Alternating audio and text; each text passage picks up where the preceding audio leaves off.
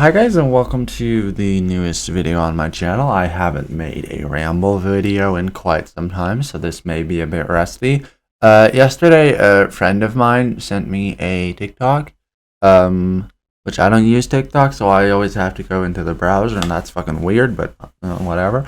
They sent me a TikTok where basically somebody was saying, yeah, God had a wife, and then this presumably biblical scholar or something was like, yeah, actually. And he like showed an article, and then I looked at that article. It's linked in the description, by the way. And then I looked at Wikipedia, and I'm going to tell you what I found. So the original article that I found was from NBC. It's linked in the description. You can read through it. It's not that long. It's comparatively pretty short, so you can just fly over that if you want to make sure that I'm not talking bullshit, or if it just interests you. And quote from that article: God had a wife, Asherah, that was her name, from whom the Book of Kings suggests was worshipped alongside Yahweh, which is the Christian God, Yahweh or Jehovah, in his temple in Israel, according to an Oxford scholar. In 1967, Raphael Patai was the first historian to mention that the ancient Israelites worshipped both Yahweh and Asherah. The theory has gained new prominence due to the research of Francesca, here it comes, Stavrakopoulou. I cannot say that. It should be on screen by now. That is a Greek name, and I apologize to any Greek person who had to hear that. I don't think I have any Greek viewers, though, so it's fine. Can't yell at me if you can't do it any better. Stavrakopoulou, who began her work at Oxford and is now a senior lecturer in the Department of Theology and Religion at the University of Exeter. That's another university in England or Britain. Quote, you might know him as Yahweh, Allah, or God, but on this fact, Jews, Muslims, and Christians, the people of the great Abrahamic religions, are agreed. That's some weird wording. There's only one of him, right? Stavrakopoulou? Well, I don't know. In a statement released to the British media, he's a solitary figure, a single universal creator, not one God among many, or so we like to believe. Which, yeah, that's true. The Christian's God, kind of his whole deal is that he's the one and the only, besides Jesus and the Holy Spirit, which is a distinct entity, but also not really, because fuck you, we don't want to make sense. So yeah, as you heard, the wife is called Asherah. That is her name. The Christian God is called. We don't actually know what he's called, because I think they only found they found shortened versions of his name, and if I'm remembering correctly, which I'm probably not, so take this with a grain of salt. I think that the people back then left parts of the word out because it was just everybody knew what you were talking about, so why write it? You know what I mean? And nobody knows what they were what they're talking about anymore, so we don't really know what God's name was, but I think most people agree that it was either Jehovah or Yahweh, if I'm remembering correctly. Do not have a source for that one. Take that with a grain of salt. But so that was the article from NBC. Link in the description once again. And from now on, I will be reading from the Wikipedia article. The Wikipedia article has a lot of stuff about this deity figure that is related to other religions, because all deities basically are related to multiple religions, because groups of people that are near each other kind of share and trade concepts with each other. So a lot of religions have related concepts, for a lot of shit in Christianity and Islam is very interchangeable. The same people, same names, just slightly different roles. I could make a video on not the point. But so yeah, this is from the Wikipedia article. I'm leaving massive parts out that aren't related to Christianity. You can go read it for yourself if you would like to. Link in the description. Anyway, Deuteronomy 12 has Yahweh, or Jehovah, commanding the destruction of Asherah's shrines so as to maintain the purity of his worship. In the book of Jeremiah, written circa 630 BC, so before Christ, so minus 630 years before Christ, before the year zero.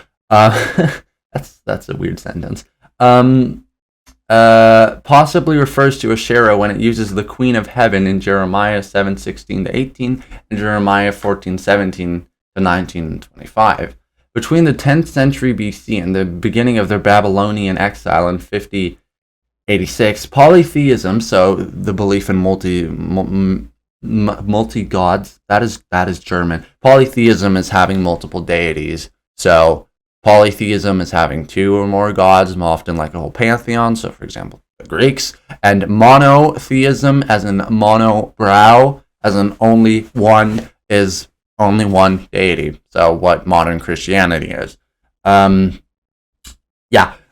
Was normal throughout Israel. It's also very normal in most of ancient cultures. Like pretty much all, I think, as far as I can remember or recall at the moment, the Abrahamic religions, so Christianity, Islam, and Judaism, are like the main and pretty much first like massive major monotheistic religions, because like everything else, like the Vikings, Hinduism, I don't know if that's the word, it's a pantheon of gods, right? So it's like multiple gods. So I think that was a pretty unique concept and apparently not there from the start. But anyway, I get sidetracked. Polytheism was normal throughout Israel. Worship solely of Yahweh became established only after this exile, and possibly only as late as the time of the Maccabees. I don't know what that is, I'm sorry. 2nd century BC, so 200 years before Christ was born, I think. Or 100? Yeah, 200. Correct me if I'm wrong in the comments. That is when monotheism, so the belief in only one God, became universal among the Jews. Keep in mind that the Jews were like, well, the thing that was before Christianity. It only became Christianity after Jesus was born, and then Jesus was like, yo, holla, I'm the Messiah. And if I'm recalling this correctly, some people were like, he's the Messiah, and they kind of formed around that. And that became Christianity, named after Jesus Christ. Christians, Christianity. And I think some people were like, nah, you're not the Messiah. That's still coming, though. I don't actually know what the exact difference is with Judaism there. I'm not an expert on that topic. But basically that. Anyway, get sidetracked. Some biblical scholars believe that Asherah at one time was worshipped as the consort, so the wife, of Yahweh, the national god of Israel. That's what he was.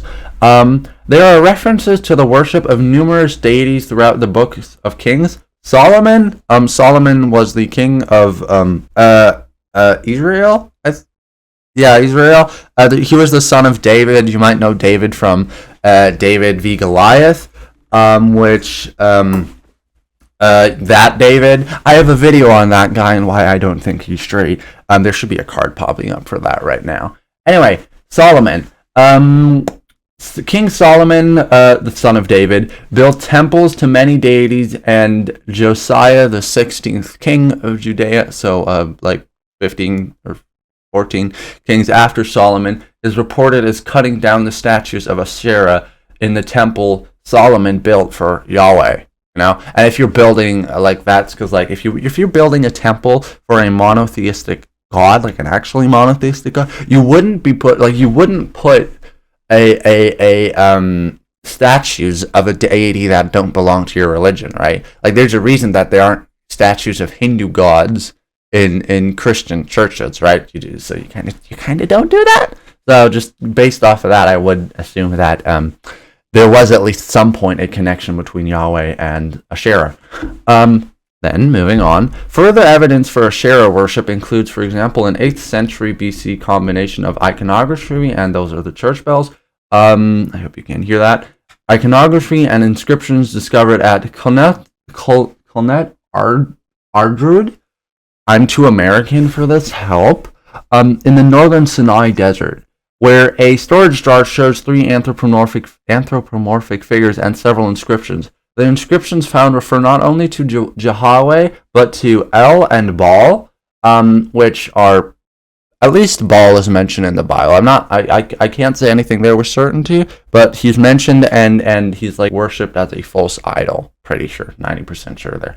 And to include the phrases Yahweh of Samaria, and Samaria was an ancient name for like modern Israel, basically around that area. So where the Jews back then kind of lived. So Yahweh, the God of the Jews from the area where the Jews live, or the Israels, I don't know. Yeah, good sentences there. Yahweh of Samaria and his Asherah. So they're they're related concepts. And Yahweh of Teman and his Asherah. So doubling down there. Wilhelm Dever's books, Did God Book, singular book, one book, Did God Have a Wife, adduces further archaeological evidence. For instance, that many female figurines unearthed in ancient Israel, known as pillar-based figurines, as supporting the view that during Israelite folk religion of the monarchical period, Asherah functioned as a goddess and a consort of Yahweh, and was worshipped as the Queen of Heaven, for whose festival the Hebrews baked small cakes. So basically that she was just the Queen of Heaven, God's wife. And also I have the mental image there with the for whose festival the Hebrews baked small cakes. I'm just imagining them making like very tiny cupcakes, which is a funny mental image, but okay. So that's my mental image there. The name Asherah appears 40 times in the Hebrew Bible, but is much reduced in English translations. The King James translation of the Bible uses grove or grows instead of Asherah's name, and non-scholarly English language readers of the Bible will not have read her name for more than 400 years afterwards. So keep in mind, if something isn't in an English translation of the Bible, the majority of people and the majority of Christians probably won't know about it, like, because you would have to be learning like an entirely different language just to read one book, and most people don't care that much and don't have the time. I think you would even have to read two. I'm pretty sure that the Bible is also written in like ancient Greek. So because like my aunt is a pastor and she can speak ancient, or it's like kind of she has learned ancient Hebrew and Greek. So two languages, double the pain. So most people, if it's not in the English version, do not read it. Except of course if they're a biblical scholar, they go to primary sources. But yeah, so not in the King James version. And King James version uses grove or grows instead of her name. The association of Asherah with trees in the Hebrew Bible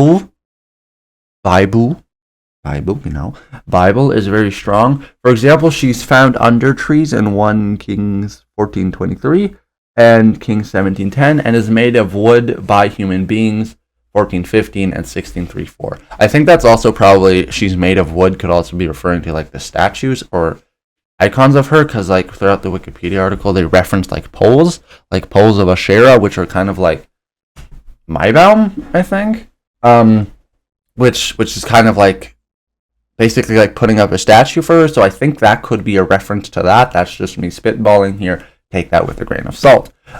Trees described as being an Asherah or part of an Asherah include grapevines, pomegranates, walnuts, myrtles, and willows. So a lot of tree.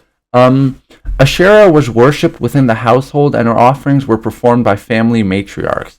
As the woman of Jerusalem attested, when we burned incense to the queen, this is a quote from that, when we burned incense to the Queen of Heaven and poured out drink offerings to her, did not our husbands know that we were making cakes impressed with her image and pouring out drink offerings to her? Jeremiah 44:19. Popular culture defines Canaanite religion and Hebrew idolatry as sexual fertility cults, products of primitive superstition rather than spiritual philosophy. Which that's kind of the mental image that's like surrounding that. Like what was that place called? The one place, the city that was like full of sin. God, I have it on the tip of my tongue. There's a place in Fallout New Vegas named after it. Fuck, what was that called? I'm gonna have to Google that after this video. I'm gonna go put that name on screen right now. I can't remember that. But yeah, like it's associated with like sex cults and being nasty and like BDSM shit. So yeah, that great. This position is buttressed which is a word that exists. I didn't know that it exists. It do, and it basically means supported. Basically, it's a very weird way of saying supported. I buttress this. The fuck? Anyway, I'm using that word from now on. This position is buttressed by the Hebrew Bible, which frequently and graphically associates goddess religions with prostitution. Yay. As Jeremiah wrote, on every high hill and under every spreading tree you lay down as a prostitute. Jeremiah 2:20. Hosea, Jeremiah, and Ezekiel in particular blame the goddess religions for making Yahweh, quote, jealous, as if he's ever not jealous, but not the point, and cite his jealousy as the reason Yahweh allowed the destruction, I can't say that word today, of Jerusalem. As for sexual and fertility rights, it is likely that once they were held in high honor in Israel as they were throughout the ancient world. However, their nature remains uncertain. Sexual rights typically revolved around women of power and influence, such as mach. The Hebrew term gadishu, usually translated as temple prostitutes or shrine prostitutes, literally means priestess or priests. And yeah, that's it. So that's basically that's what I got for you today. So that was 16 minutes, not that long. But basically what that, so TLDR, God probably had a wife at some point and she kind of got erased. And yeah, that was just a fun little thing that, or I don't know, fun, but it's not fun that she got erased. But like, that's just interesting little thing that my friend sent me. I hope you found it interesting. Thanks for watching. I just woke up and I shouldn't be recording videos this early in the morning. Hope you enjoyed the video. If you are interested in more topics about like the Bible, I have a few other videos on that. I have a video on asexuality in the Bible and King David in the Bible. A card for that one popped up earlier. Hope you enjoyed. Thanks for watching. Thanks for sticking around. Hope you have a nice day and see ya.